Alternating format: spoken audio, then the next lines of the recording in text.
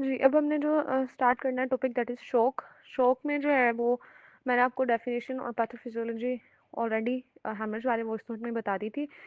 बात करनी थी क्लासेस जो शॉक की होती हैं, कंपनसेटेड या decompensated. Compensated shock body's cardiovascular and endocrine compensated responses reduce flow to non-essential organs like GIT, skin, and maintain the flow to vital organs like lungs, brain and kidney. ठीक है, compensated में simply ये होता है कि जो compensation होती है ना, वो कंपनसेशन एक तो हमारा कार्डियोवास्कुलर सिस्टम करता है और दूसरा हमारा एंडोक्राइन सिस्टम करता है। ये दोनों सिस्टम मिलकर क्या करते हैं कि जो बॉडी के इस तरह के ऑर्गन्स हैं जो कि नॉन एसेंशियल लाइक स्किन है, जीआईटी है, इनकी तरफ जो है ब्लड फ्लो कम कर देते हैं, और जो बहुत ज़्यादा इंपॉर्टेंट ऑर्गन्स हैं लंग्स, ब्रेन, किडनी, इनकी तरफ सप्लाई मेंटेन रखते हैं ताकि जो है ये अपनी फंक्शनिंग करते रहें। इसको कहते हैं कंपनसेशन। अब ये जो कंपनसेशन है इसके लिए एक बड़ी इंपॉर्टेंट चीज़ है कि ये चल तो रहा है सब कुछ, पेशेंट में ऐसा चीज़ें साइन सिम्टम्स भी नहीं आ रहे, ज़्यादा से ज़्यादा पेशेंट की पेरिफेरल कूल होंगी या टैकीकार्डिया होगा, जैसे पल्स जो है वो जल्दी उस पर इफेक्ट आता है तो टैकीकार्डिया होगा। पेशेंट हाइपरटेंशन में भी नहीं हो सकता, उसका बीपी बिल्कुल मेंटेन हो,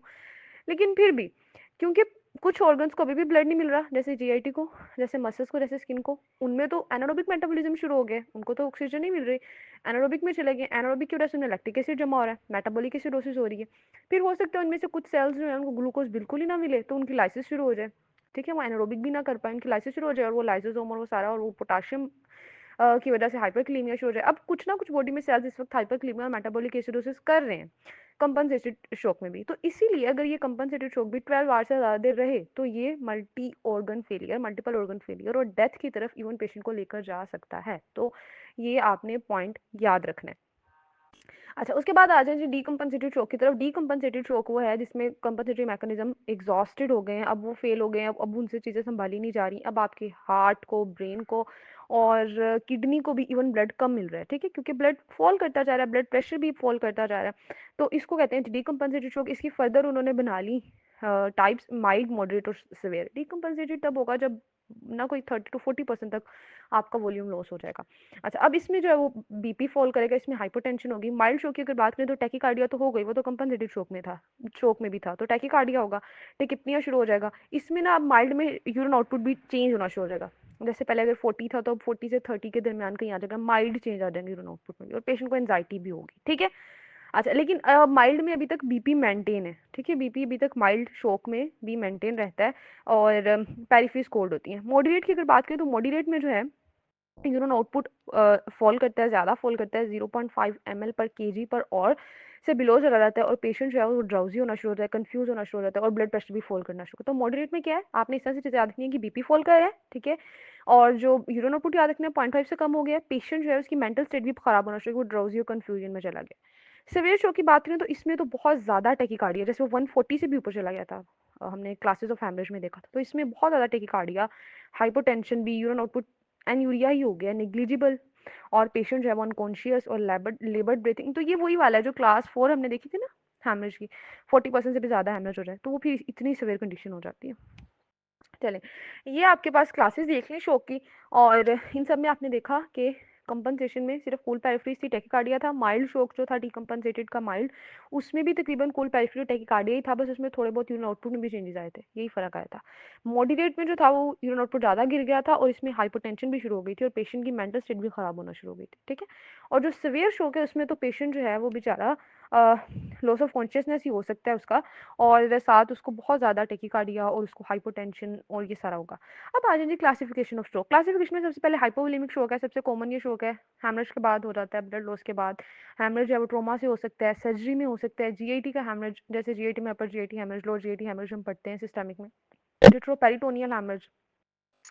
ठीक है, ये सारी जो चीज़ें हैं ये क्या करवा देती हैं, हाइपोवोलेमिक शॉक। दूसरी जो इसका कॉज है वो ये हो सकता है कि ब्लड लॉस ना हो, सिंपली फ्लूइड लॉस हो जाए, जैसे बर्न्स में देखा था हमने कि स्किन डैमेज होती है तो बहुत फ्लूइड लॉस होता है। डायरिया में, वॉमिटिंग में, डिहाइड्रेशन, पेशेंट इनटेक ही बहुत कम है फ्लूइड का, और थर्मल इंजरी, ये सारी चीज़ें हैं जो फ्लूइड डिप्लीट कर देती हैं पेशेंट को, और पेशेंट जो है वो हाइपोवोलेमिक शॉक में चला जाता है। तो ये पहली क्लास थी हाइपोवोलेमिक शॉक। अब सबसे इनमें उन्होंने कहा कि जो मोस्ट कॉमन कॉज है वो हैमरेज फॉलोइंग ट्रॉमा है, सबसे लीडिंग कॉज यही है, इसी की वजह से पेशेंट हाइपोवोलेमिक शॉक में जाते हैं और सर्जिकल इमरजेंसी में आते हैं। ब्लीडिंग अब एक्सटर्नल हो सकती है, इंटरनल हो सकती है। इंटरनल जो है वो आपको 4 मोर जो बताए थे ना, blood on the floor plus 4 मोर, वो जो 4 मोर थे वो चेस्ट, एब्डोमेन, थाई, पेल्विस, वही सारे हैं। उन सब में ब्लड हो सकता है, कंसील्ड हेमरेज हो सकता है। अगेन वो ये बात रिपीट कर रहा है कि अगर लॉन्ग बोन का फ्रैक्चर है 750 ml तक ब्लड जा सकता है, ठीक है। फीमर में जो है वो 1500 ml तक जा सकता है, टिबिया और ह्यूमरस में 750 ml तक, और पेल्विस का अगर फ्रैक्चर तो 2 लीटर तक ब्लड लॉस हो सकता है। हाइपोवोलेमिक शॉक हो गया। अब जो है वो इसके अलावा दूसरे कॉजेज़ वो वोमिटिंग, बर्न, जो सारे मैंने आपको बता दिए। पेशेंट आपके पास आ गया, आपने क्या करना है, सबसे पहले आपने जो है वो शॉक, अच्छा पेशेंट जब आपके पास आते हैं ना इस कंडीशन में कि भाई ड्राउजीनेस है, कंफ्यूज है, आपको उसके वाइटल लेते हो तो टैकीकार्डिया, हाइपोटेंशन, बहुत ब्लड प्रेशर तो 80 तक गया हुआ है इस तरह, तो आप जो है ना वो आपको भी नहीं पता कि कॉज क्या है, ठीक है। लेट्स सपोज वो आपको कह रहे हैं कि नहीं भाई इसको तो कोई आपको ब्रूजेस या इस तरह नहीं नजर आ रहे, उस पर ट्रोमा की कोई हिस्ट्री नहीं मिल रही, स्टिल आपको नहीं पता, पोस्ट सेप्सिस भी हो सकता है, सेप्टिक शॉक भी हो सकता है, कार्डियोजेनिक शॉक भी हो सकता है, तो आपने लेकिन उसको डील शुरू करना जो है वो हाइपोवोलेमिक कंसीडर करके, या आपने उसको फ्लूइड्स देने शुरू कर देने हैं। आपका जो फर्स्ट अप्रोच है वो यही होगी कि आप उसको इनिशिएट करो, उसकी जो मैनेजमेंट है उसको हाइपोवोलेमिक शॉक कंसीडर करके, ठीक है। उसके बाद अगर आपको आपने एक्सक्लूड कर लिया कि भाई ये हाइपोवोलेमिक शॉक नहीं है, तो फिर आप देखो कि फर्दर ये क्या है। अगर सेप्टिक शॉक है तो मैं उसकी तरह मैनेज करूँ कि सेप्सिस जो है वो उसमें एंटीबायोटिक्स देनी पड़ती है अंडरलाइंग इन्फेक्शन को ट्रीट करने के लिए, और वाज़ोप्रेसिस देने पड़ते हैं, और कार्डियोजेनिक शॉक है तो आइनोट्रोपिक ड्रग्स देनी पड़ती हैं, ठीक है। तो ये फिर आप बाद में देखते हो।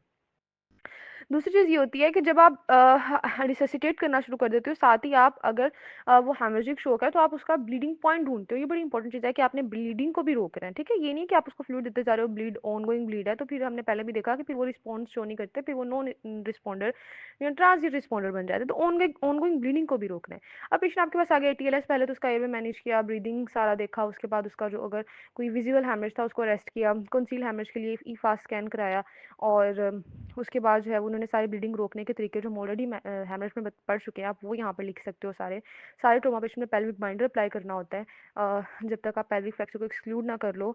उसके अलावा आपने एग्रेसिव फ्लूइड थेरेपी देनी है, ठीक है, और ब्लीडिंग रोकने के साथ साथ ही आप फ्लूइड थेरेपी दे रहे हो, और अगर इन सब से भी फ़र्क नहीं पड़ा तो आपको वैज़ोप्रेसिस देने पड़ सकते हैं, आइनोट्रोपिक एजेंट देने पड़ सकते हैं, ठीक है।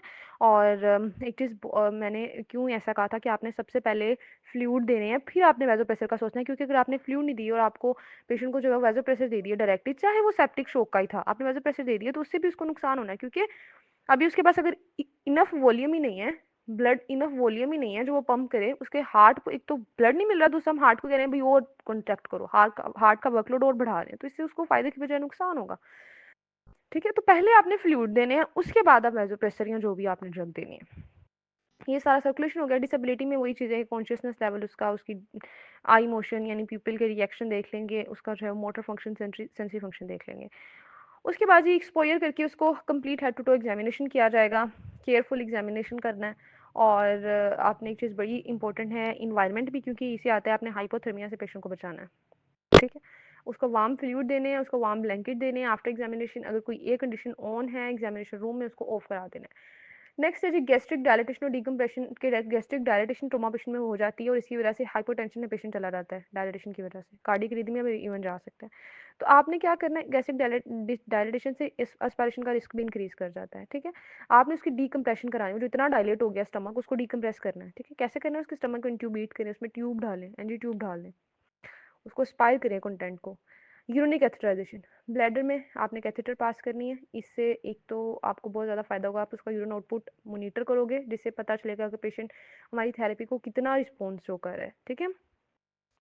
और दूसरी चीज़, अगर आपको एक्सटर्नल म्यूटस पे ब्लड मिल गया यूरिथ्रा के, या आपको प्रोस्टेट जो है वो नॉन पैल्पेबल मिल रहा है मेल्स में, तो ये कॉन्ट्रा इंडिकेशन है। यूरिथ्रा आपने भी यूरिथ्रा कह रही हूँ, आपने कैथेटर भी पास नहीं करनी, कॉन्ट्रा इंडिकेशन है, क्योंकि हो सकता है कि यूरिथ्रा जो है वो डैमेज हो चुकी हो, तो उस केस में आपने उसकी रेडियोलॉजी करानी है, एक्सरे करवाना है, और फिर आपने कंफर्म करना है। अगर यूरिथ्रा इंटैक्ट है तो फिर आप पास करें कैथेटर, वरना फिर आपको पता है कि यूरिथ्रा इंजरी के केस में हमें सुप्राप्यूबिक सिस्टोटमी करनी पड़ती है।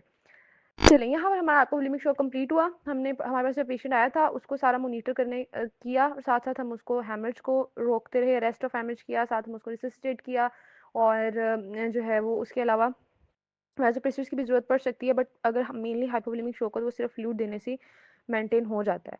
लेकिन साथ हमने पेल्विक बाइंडर भी अप्लाई किया, और डिसेबिलिटी वगैरह सारी चीज़ें देखी, उसका मोटर रिस्पॉन्स, सेंसरी रिस्पॉन्स, सारा कुछ उसका एक्सपोजर करके कंप्लीट एग्जामिनेशन किया, गैस्ट्रिक डिकम्प्रेशन की, यूरिनरी कैथेटराइजेशन, इतनी में उसकी मैनेजमेंट पूरी हो गई।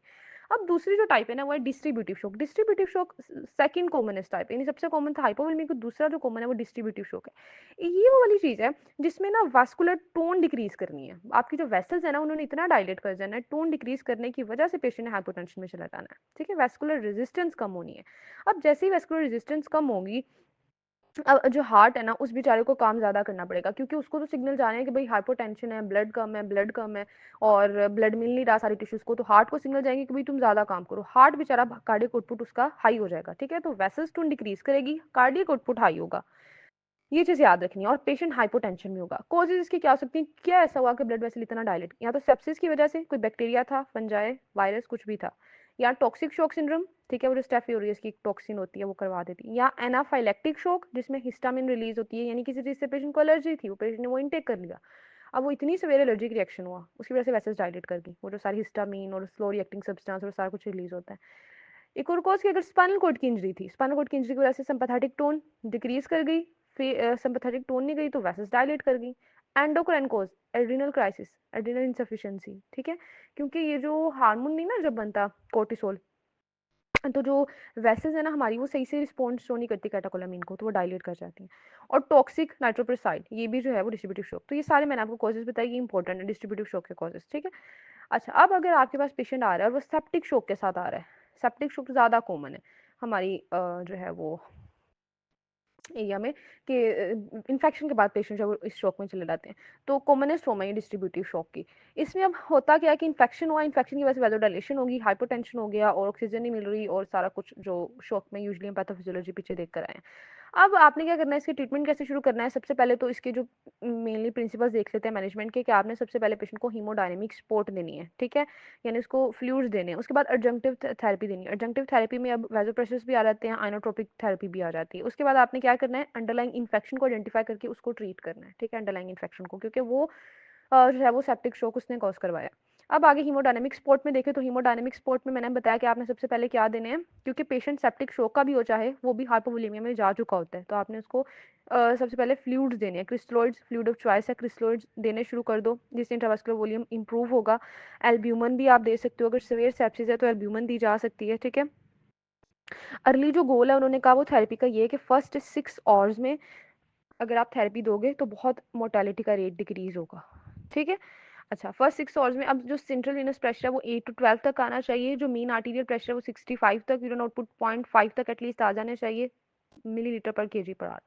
सेंट्रल वीनस जो है वो ऑक्सीजन मिक्स्ड ऑक्सीजन सैचुरेशन 70% तक होनी चाहिए, ठीक है, जो सेंट्रल वीनस है वो 70% तक, और अगर मिक्स्ड वीनस है तो वो 65% तक एटलीस्ट।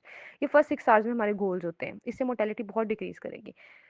अच्छा, अगर आपने पेशेंट को फ्लूइड्स दिए, जैसे मैंने कहा क्रिस्टलोइड फ्लूइड देने हैं, इसमें ब्लड देने की जरूरत क्यों नहीं पड़ी, क्योंकि इसमें ब्लड लॉस तो नहीं हुआ ना, क्रिस्टलोइड आपने दिए, लेकिन स्टिल पेशेंट हाइपोटेंशन में है, उसका जो हमने ये सारे पैरामीटर बताएंगे पूरे नहीं हो रहे, उसका मीन आर्टीरियल प्रेशर नहीं इंक्रीज कर रहा, तो अब आपको एडजंक्टिव थेरेपी देनी। एडजंक्टिव में थेरेपी में क्या है, वासोप्रेसर, आइनोट्रोपिक, तो पहले आप वासोप्रेसर दोगे, वासोप्रेसर में आते हैं नोरेपिनेफ्रिन, एपिनेफ्रिन, ये सारे फेनाइलेफ्रिन।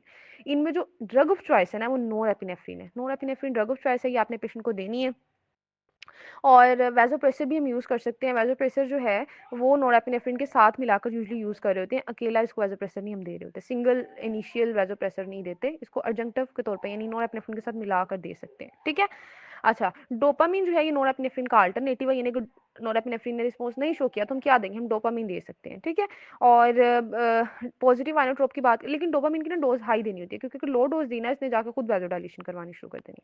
अब आइनोट्रोपिक एजेंट की बात करें तो आइनोट्रोपिक एजेंट जो है वो मसल्स की कॉन्ट्रैक्शन को इंक्रीज कराएंगे, हार्ट के मसल्स की, तो इसीलिए अगर वैसोप्रेसर से भी वैसा आपको रिस्पॉन्स अच्छा नहीं मिला तो आप आइनोट्रोपिक की तरफ आ सकते हो। इसमें जो फर्स्ट लाइन ड्रग है वो डोब्यूटामीन है, ठीक है, इसको 20 माइक्रोग्राम पर केजी पर मिनट के हिसाब से देते हैं, ये ड्रग ऑफ चॉइस है, और ये क्या करेगी, मायोकार्डियम को ज़्यादा कॉन्ट्रैक्ट करवाएगी। अब अगर मायोकार्डियल डिसफंक्शन हो या कोई हाइपरपर्फ्यूजन के साइंस हो तो उस केस में ये आइनोट्रोपिक अच्छा काम करते हैं। कॉर्टिकोस्टेरॉइड्स की अगर बात करें तो ये कंट्रोवर्शियल है, देने चाहिए नहीं देने चाहिए, अभी इस पे बहस चल रही है। अच्छा, उसके बाद जो है वो आपने अब फर्स्ट एम क्या बताया था आपको, फर्स्ट प्रिंसिपल क्या बताया था मैनेजमेंट का, कि हीमोडायनेमिक सपोर्ट दो, फ्लूइड दो, अर्जेंटिव थेरेपी दो। वो हमारा पूरा हो गया प्रिंसिपल। दूसरा था कि जो अंडरलाइंग इन्फेक्शन है उसको आइडेंटिफाई करो और ट्रीट करो। अब आपने अंडरलाइंग इन्फेक्शन को आइडेंटिफाई करना है और ब्रॉड स्पेक्ट्रम एंटीबायोटिक्स दे देनी है पेशेंट को जितनी जल्दी हो सकता है। ब्रॉड स्पेक्ट्रम एंटीबायोटिक दे दो, उसके बाद जब कल्चर के रिजल्ट आएंगे वो सारा कुछ फिर उस हिसाब से स्पेसिफिक एंटीबायोटिक्स दे देना, ठीक है।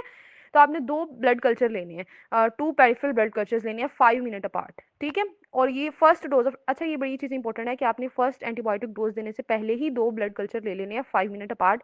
फिर आपने फ़ौरन से पेशेंट को ब्रॉड स्पेक्ट्रम एंटीबायोटिक दे देनी है और पेशेंट की फिर पूरी क्लिनिकल एग्जामिनेशन होगा, इमेजिंग होगी, ताकि हम सोर्स ऑफ इन्फेक्शन को ढूंढ सके कि लंग का इन्फेक्शन था या उसको जो है वो जीआईटी का इन्फेक्शन था या यूटीआई, जो भी इन्फेक्शन था उसको हम देख सकें और फिर उसको ट्रीट कर सकें। तो ये कंप्लीट हो गया सेप्टिक शॉक। अब नेक्स्ट जो है वो सिर्फ उसने थोड़ी थोड़ा हर शॉक का बताया, क्योंकि जो मेन कॉमन शॉक थे वो सेप्टिक और हाइपोवोलेमिक, उनको हमने डिटेल में डिस्कस कर लिया। कार्डियोजेनिक शॉक की बात करें तो ये होता है जी हार्ट सही से काम नहीं कर रहा, हार्ट फेलियर हो गया। अब इसकी क्या कोशिश है, या तो मायोकार्डियल इंफार्क्शन की वजह से हार्ट काम नहीं कर पाया, अरिदमा की वजह से, या उसको वाल्व की कोई डिजीज थी, वाल्वुलर डिजीज थी, मायोकार्डियल कोई इंजरी थी या मायोकार्डियोपैथी थी, ठीक है। ये सारे कॉजेज होते हैं जिसकी वजह से हार्ट अपना फंक्शन नहीं कर पाता। जब हार्ट अपना फंक्शन नहीं कर पाता तो फिर शॉक में चला जाता है पेशेंट। अब इन केस में भी पहले आप हेमोडायनेमिक सपोर्ट दोगे, फिर आप जो है वो हार्ट को आइनोट्रोप दे दोगे।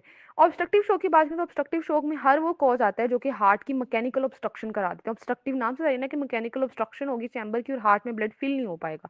अब कार्डियक टेम्पोनेंट में भी ऐसा होता है कि पेरिकार्डियम में ब्लड जमा हो जाता है, वो हार्ट को कंप्रेस करता है। टेंशन निमोथोरैक्स में भी कि इतना ज्यादा लंग्स एक्सटेंड करता जा रहा है, उसका प्लूरा, लंग तो बेचारा कोलैप्स हो रहा होता है, उसका प्लूरा इतना एक्सटेंड करता है कि वो हार्ट को कंप्रेस कर रहा है, उसको सही से फिल नहीं होने दे रहा। मैसिव पल्मोनरी एम्बोलिज्म में भी, कंस्ट्रिक्टिव पेरिकार्डाइटिस, हाइपरट्रोफिक कार्डियोमायोपैथी, ये सारी चीजें जो है ये ऑब्स्ट्रक्टिव शॉक में आ जाती हैं। इसका आप अंडरलाइन कॉज को ठीक करोगे तो पेशेंट ठीक हो जाएगा। कार्डियक टेम्पोरल में पेरिकार्डियोसेंटेसिस कर लोगे तो पेशेंट इंप्रूव कर जाएगा। टेंशन निमोथोरैक्स में डीकम्प्रेशन कर दोगे तो पेशेंट इंप्रूव हो जाएगा। इस तरह से इसको अंडरलाइन कॉज को ट्रीट करते हैं। एंडोक्राइन शॉक जो है ये या तो एड्रीनल इंसुफिशियंसी, जैसे पहले मैंने बताया कि कोर्टिसोल अगर कम हो जाए तो फिर वैसे से रिस्पॉन्ड नहीं करती कैटेकोलामिन को अच्छे से, और हाइपोथायरॉइडिज्म हाइपरथायरॉइडिज्म दोनों जो है एंडोक्राइन शॉक करवा देते हैं। हाइपोथायरॉइडिज्म में वही चीज होती है कोर्टिसोल वाली की, जब हाइपोथायरॉइडिज्म होता है, जब थायराइड थायरोक्सिन नहीं होता, तब भी वेसल्स और हार्ट दोनों ही जो है वो कैटेकोलामिन को सही से रिस्पॉन्स शो नहीं करते, ठीक है। और जो है वो हार्ट की कॉन्ट्रैक्शन भी कम हो जाती है, हार्ट रेट भी कम हो जाता है। दूसरा हाइपरथायरॉइडिज्म में हार्ट फेलियर क्यों होता है और शोक में क्यों जाता है पेशेंट, हाई आउटपुट की वजह से, ठीक है, क्योंकि हार्ट बेचारा इतना ज्यादा काम कर करके थक जाता है। नेक्स्ट जो है पेशेंट की शोक, जो पेशेंट शोक में है उसकी मॉनिटरिंग कैसे करनी है।